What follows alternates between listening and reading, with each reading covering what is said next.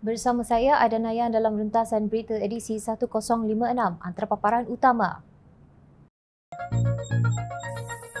RCI siasat tabung haji yang berjaya dipulihkan. Korporat gila balak, rakyat dapat bala. Hak asasi manusia di Malaysia cacat. Menteri Agama krik-krik isu Najib sertai Taipusam.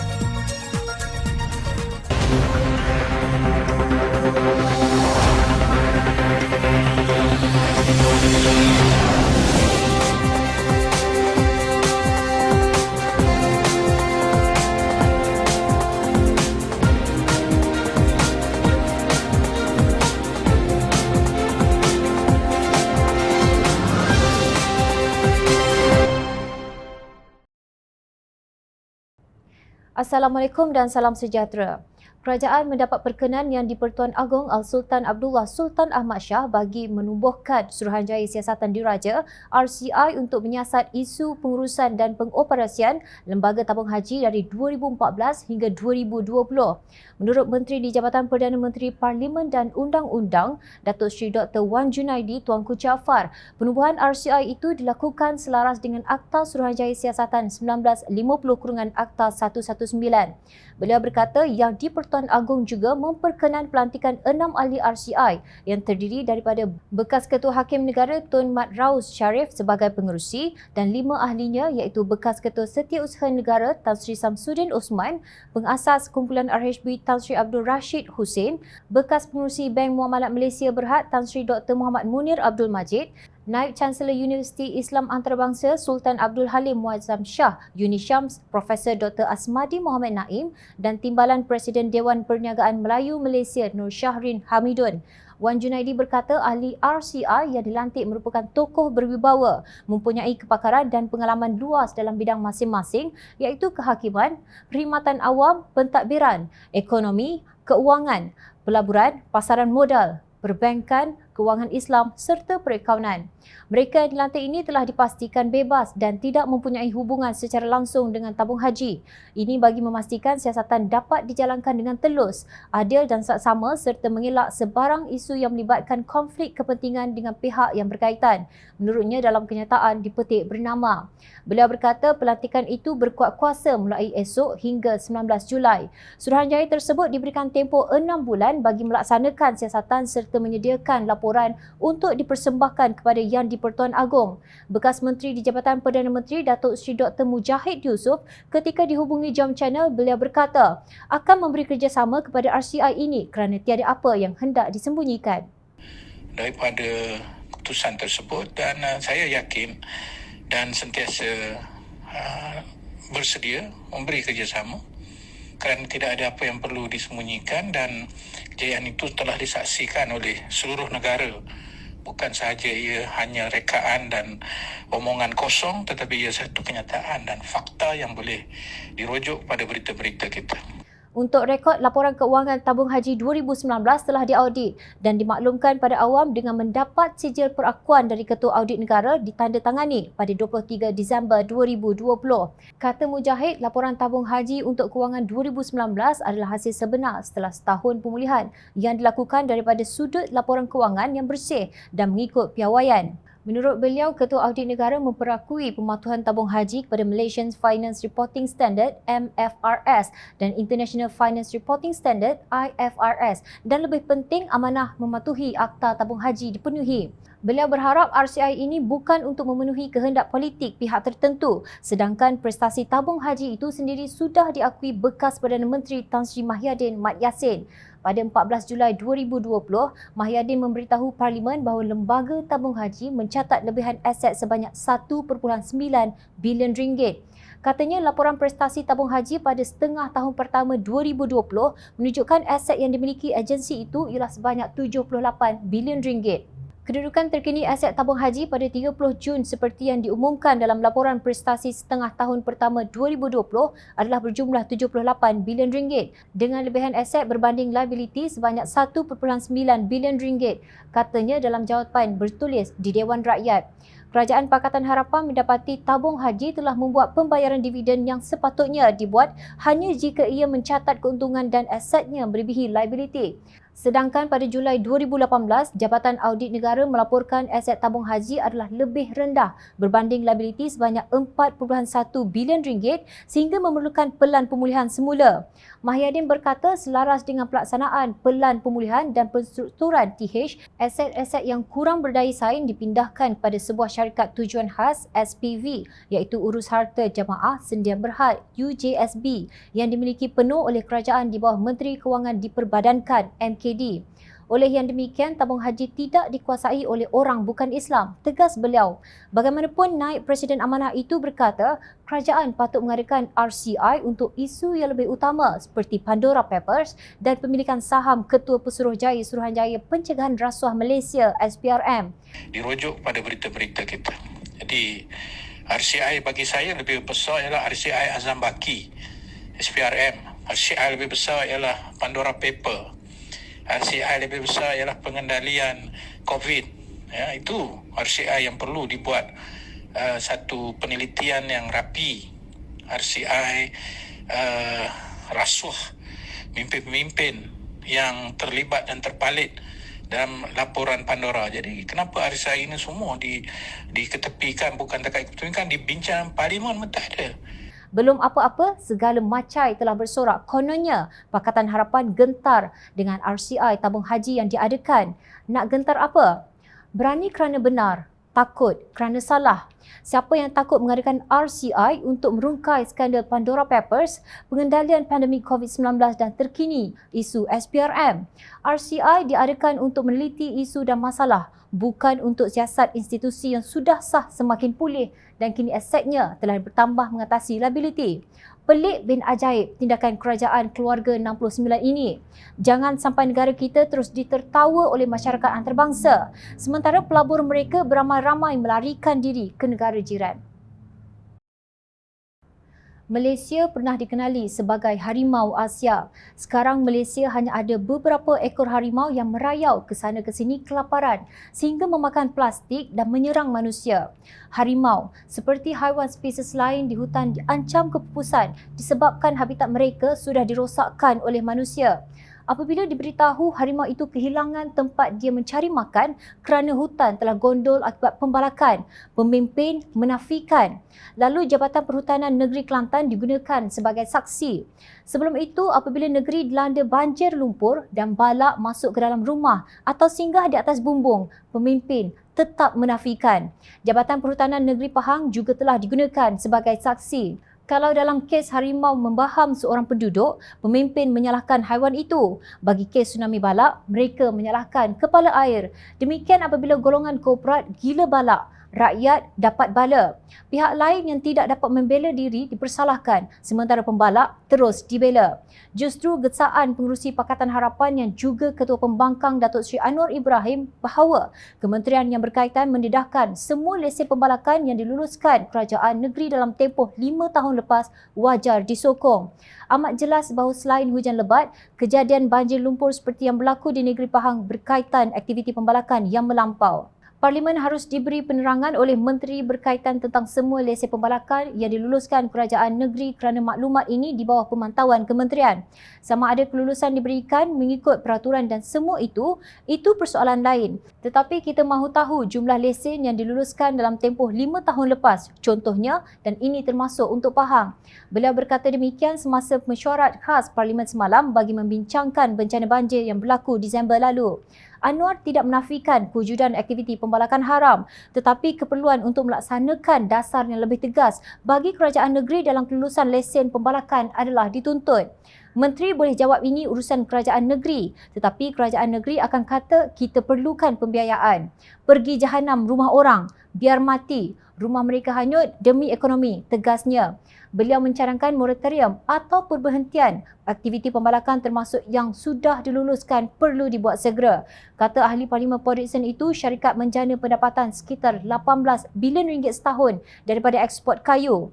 Apabila ada mangsa yang menanggung kerugian akibat banjir, syarikat pembalakan ini harus dipaksa membayar pampasan, bukan kerajaan sahaja, katanya. Beliau mengingatkan kerajaan supaya tidak membiarkan mereka mengatakan bahawa mereka telah membayar cukai. Cukai bukan untuk rosakkan rumah orang. Dia bayar cukai bukan untuk menyebabkan banjir. Kalau tidak, kita nampak umpamanya lemah dalam menghadapi golongan-golongan atasan. Ya. Golongan kaya ini tidak dibebankan. Walaupun mereka yang menyebabkan kerusakan bagi rumah-rumah miskin ini. Jadi saya dalam hal ini nak bercakap bagi pihak orang kampung yang miskin ini. Kerana dia tak upaya nak bantah. Kalau dia bantah sikit, datang wakil rakyat, jabatan bagi dia RM200, dia terpaksa diam sekejap.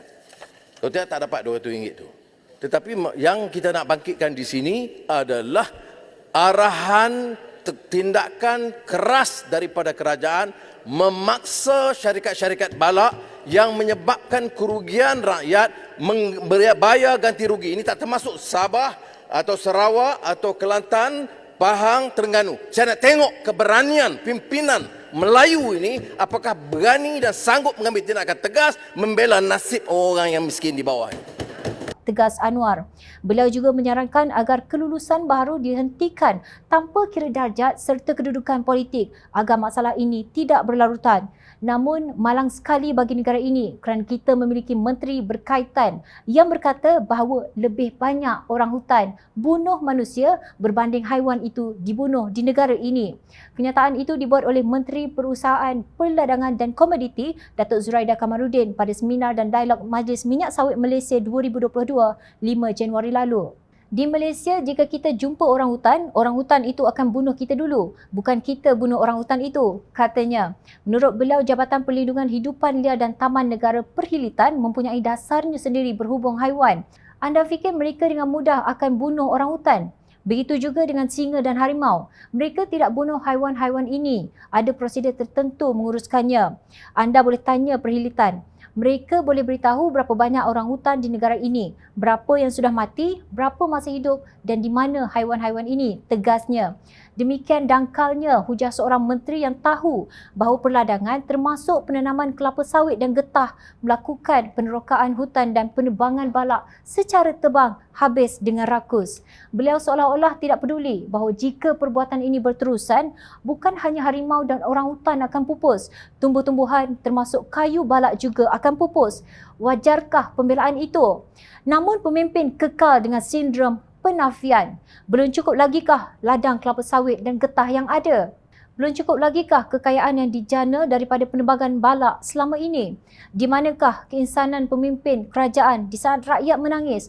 Bukan hanya kerana kehilangan harta benda, tetapi juga yang tersayang. Kegilaan apakah ini? 3 pemimpin pemuda amanah telah dipanggil oleh polis untuk memberi keterangan berhubung tindakan mereka memberi sokongan kepada demonstrasi tanda pagar tangkap Azam Baki pada Sabtu ini 22 Januari. Mereka ialah Peguam Muda Amanah Fadli Umar, Naib Ketua Pemuda Amanah Zubair Rahim dan Pengarah Mobilisasi Pemuda Amanah Abbas Azmi. Menurut jawatankuasa bertindak tangkap Azam Baki, demonstrasi tersebut bertujuan menggesa pihak berkuasa mengambil tindakan terhadap Ketua Pesuruhjaya Suruhanjaya Pencegahan Rasuah Malaysia SPRM Tan Sri Azam Baki berhubung dengan pemilikan sahamnya. Jawatankuasa itu turut menuntut supaya proses undang-undang ke atas Azam bermula segera dan SPRM dirombak serta diletakkan di bawah Parlimen.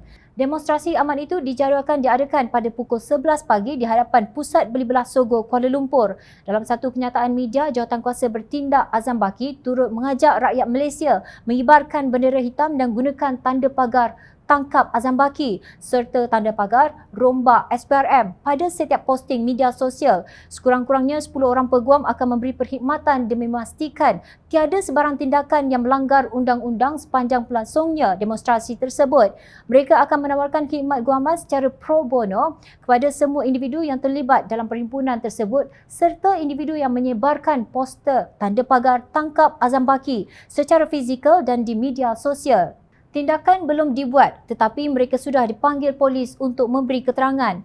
Bagaimanapun dalam satu kenyataan selepas pertemuan dengan pihak polis, kumpulan tersebut berkata mereka akan meneruskan rancangan mereka dan berharap mendapat kerjasama semua pihak. Peguam Pemuda Amanah menegaskan bahawa ia adalah sebuah perhimpunan aman. Difahamkan mereka akan disertai oleh pemuda pejuang, muda, warisan Pertubuhan Kinabalu, Progresif Bersatu dan Parti Sosialis Malaysia PSM. Sementara itu, Abbas Azmi mengulangi kenyataan awalnya mengajak anak muda turun beramai-ramai menyertai perhimpunan aman ini kerana ia adalah hak rakyat untuk turun berhimpun. Ia dijamin dalam perkara 10 Perlembagaan Persekutuan. Peguam Muda Amanah menyelar tindakan intimidasi yang dilakukan oleh pihak kerajaan terhadap mereka. Menurut kajian Badan Antarabangsa Freedom House, Malaysia tergolong dalam kumpulan negara yang partly free, sebahagiannya bebas. Maknanya ia mengalami kecacatan dalam hak asasi manusia. Mari kita bandingkan prestasi Malaysia berbanding dengan jiran kita Singapura pada tahun 2021. Indeks kebebasan peribadi Malaysia menurut Freedom House ialah 5.7, jauh ditinggalkan Singapura yang mendapat skor 7.5. Manakala dalam skor indeks kebebasan ekonomi, Malaysia mendapat skor 7.34, masih kalah dengan Singapura 8.71. Bagi indeks kebebasan sivil, Singapura jauh di hadapan dengan skor 8.11, sementara itu Malaysia hanya mendapat skor 6.52. Laporan Indeks Kebebasan Manusia 2021 oleh Freedom House merupakan ukuran kebebasan empirikal paling komprehensif di saat ini. Ia membandingkan dan menggabungkan 82 penunjuk berbeza untuk mengukur tahap kebebasan di 165 negara dan wilayah sejak 2019. Setiap satu daripada 82 penunjuk yang diperiksa sesuai dengan salah satu daripada 12 kategori meta, iaitu Rule of Law, Security dan Keselamatan, Pergerakan, Agama, Persatuan, Perhimpunan dan Masyarakat Sivil, Kebebasan Bersuara dan Maklumat, Identiti dan Hubungan, Saiz Kerajaan, Sistem Perundangan dan Hak Harta, Akses kepada Wang Bersih, Kebebasan Berdagang di peringkat antarabangsa, Peraturan. Indeks Kebebasan Manusia memberikan setiap negara skor dari 0 hingga 10, di mana skor 10 mewakili kebebasan paling tinggi dan 0 mewakili tiada kebebasan sama sekali dalam setiap satu daripada 82 penunjuk. Malaysia juga dianggap sebagai negara yang mengamalkan flawed demokrasi atau demokrasi cacat, sementara kebebasan akhbar dikategori sebagai difficult situation atau situasi sukar. Jangan pula ada yang berteriak bahawa indeks ini ciptaan syaitan dari barat yang cuba meracun jiwa rakyat Malaysia. Hakikatnya, semua negara maju yang mengamalkan demokrasi berada pada tahap kebebasan yang lebih tinggi berbanding Malaysia. Langkah Sheraton pada hujung Februari 2020 bukan tindakan demokrasi, ia tindakan tebuk atap yang didorong oleh kebebalan pemimpin tertentu yang kononnya mahu menyelamatkan negara dan Melayu Islam daripada terancam. Sedangkan sebenarnya mereka tidak mahu Datuk Seri Anwar Ibrahim menjadi Perdana Menteri untuk mengetuai Kerajaan Pakatan Harapan bagi meneruskan agenda reformasi institusi kerajaan. Mereka takut akan terbongkar segala kebejatan yang selama ini disembunyikan. Hari ini, Jumaat 21 Januari 2022, Menteri di Jabatan Perdana Menteri Hal Ehwal Agama Idris Ahmad dalam catatan duha berkata, "Lakukanlah apa yang menurut pengetahuan anda benar dan menepati ajaran Islam. Usah pedulikan setiap kritikan yang remeh dan tidak berfaedah. Adakah hantaran di Facebook beliau itu benar-benar datang daripada hati yang suci beliau, bukan didorong oleh keinginan mengekalkan jawatan menterinya? Maaf jika menteri kecil hati bahawa soalan Jom Channel ini dianggap sebuah kritikan yang remeh dan tidak berfaedah. Sudahkah Menteri Agama membaca kenyataan salah seorang daripada ahli Majlis Fatwa Negeri Perlis, Dr. Ahmad Kamilin Jamilin, berhubung dengan penyertaan bekas Perdana Menteri Datuk Seri Najib Razak dalam perayaan Taipusam Selasa lepas? Beliau menegaskan tidak seharusnya seorang Muslim menyambut perayaan agama bukan Muslim atau melakukan sebarang upacara yang kelihatan seperti merayakan hari simbolik agama lain. Allah Subhanahu Wa Taala melarang umat Islam berkompromi dan terlibat dengan sebarang bentuk peribadatan dan ritual agama lain berdasarkan surah Al-Kafirun yang kebanyakan kita menghafalnya. Apatah lagi dengan mengunjungi tempat ibadat mereka di hari perayaan mereka dengan alasan perpaduan, ujar Kamilin. Beliau merujuk kepada pesanan Umar bin Al-Khattab radhiyallahu an. Janganlah kamu masuk ke tempat ibadat orang yang menyekutukan Allah pada hari raya mereka kerana kemurkaan Allah sedang turun ke atas mereka. Riwayat Al-Baihaqi. Beliau mengingatkan bahawa tidak seharusnya seorang Muslim menggairkan diri atau berkelakuan dengan sesuatu yang menyerupai agama lain dalam hal yang menjadi syiar atau pengkhususan atau tradisi keagamaan mereka. Katanya Rasulullah SAW bersabda, "Sesiapa yang menyerupai sesuatu golongan, maka dia adalah sebahagian daripada golongan tersebut." Hadis riwayat Abu Daud. Banyak sahaja cara atau aktiviti untuk memupuk perpaduan atau mempamerkan keharmonian sesama rakyat Muslim dan bukan Muslim. Namun bukanlah dengan berkongsi hari raya, bahkan melalui ihsan, keadilan dan tidak menzalimi antara satu sama lain. Pemimpin Muslim dan umat Islam perlu peka dengan hal ini. Tegur Kamilin yang juga pensyarah di Fakulti Pengajian Al-Quran dan As-Sunnah di Universiti Sains Islam Malaysia. Susulan itu, Ahli Berjawatankuasa Pimpinan Amanah Nasional Muhammad Faiz Fadzil berkata, Idris Ahmad perlu menjelaskan kedudukan hukum syarak berkaitan kehadiran Najib Razak ke perayaan Taipusam di Batu Cave. Kata Faiz, perayaan Taipusam dianggap sebagai perayaan agama, iaitu agama Hindu dan bukan satu perayaan kebudayaan kaum India. Bagi umat Islam, kita menghormati amalan setiap agama, tetapi adakah kehadiran beliau sebagai seorang Muslim ke perayaan Taipusam tersebut menyalahi hukum syarak? Janganlah bila sudah jadi kerajaan, PAS menjadi seperti singa dalam zoo, sedangkan mengucapkan hari Valentine pun dianggap haram oleh PAS, tegas beliau. Menurut kepercayaan agama Hindu, hari Taipusam merupakan hari menunaikan nazar dan menebus dosa atau memohon ampun di atas dosa-dosa yang telah dilakukan selama ini. Perayaan ini disambut oleh mereka di seluruh dunia bagi menghormati Dewa Hindu, Dewa Murugan. Faiz merujuk kepada Irsyad Fatwa 248 Pejabat Mufti Wilayah Persekutuan bertarikh 8 Oktober 2018 yang menjelaskan bahawa memasuki rumah ibadat bukan Islam bagi perayaan keagamaan adalah ditegah. Menurut Pejabat Mufti Wilayah Persekutuan itu, kesimpulannya kami berpandangan bahawa hukum asal seorang Muslim masuk ke dalam rumah ibadat agama lain ialah harus jika mempunyai tujuan yang diharuskan syarak seperti untuk berdakwah, memenuhi jemputan berdialog antara agama dan sebagainya. Namun kehadiran suatu hari perayaan keagamaan mereka adalah tidak dibenarkan. Justru kata Faiz, perkara ini penting untuk dijelaskan oleh Menteri Agama supaya masyarakat Islam dalam negara ini tidak keliru. Pemimpin PAS hanya krik-krik apabila Presiden MCA Datuk Sri Wee Ka Siong berkata, saya tidak mahu dengar selepas ini orang kata ini kerajaan Melayu Islam. Janganlah perkara yang berkait dengan akidah ini PAS masih juga krik-krik. Kalau demikian sikap pemimpin PAS, jangan sentap sampai mengata pertanyaan rakyat marhin sebagai kritikan yang remeh dan tidak berfaedah. Ingat, rakyat sentiasa memerhati. Teruskan bersama kami di Jom Channel dan layari portal jomchannel.net untuk mendapatkan berita politik tanah air. Saya Aida Nayan, terima kasih. Assalamualaikum dan salam sejahtera.